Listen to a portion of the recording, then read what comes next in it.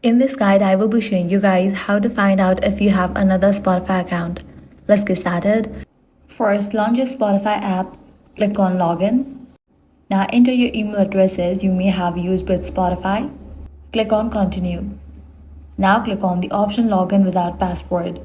If Spotify sends a password reset email, that usually means an account is connected to that email address.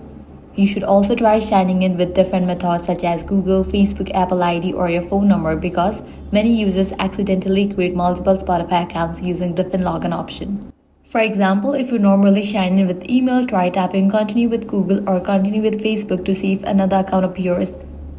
Another way to check is by searching your email box for old Spotify emails like receipts, playlists, or subscription confirmations.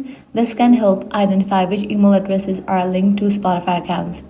You can also check your payment history because if you are being charged for premium, the billing details may help you identify the correct account. So that's all for this video. This is how you can easily find out if you have another Spotify account. If this guide helped you out, do not forget to like, share, and subscribe.